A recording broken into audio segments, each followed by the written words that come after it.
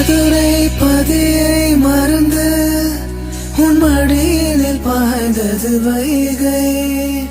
மெதுவா மெதுவா மெதுவா இந்த வைகையில் வைத்திடுக்கை.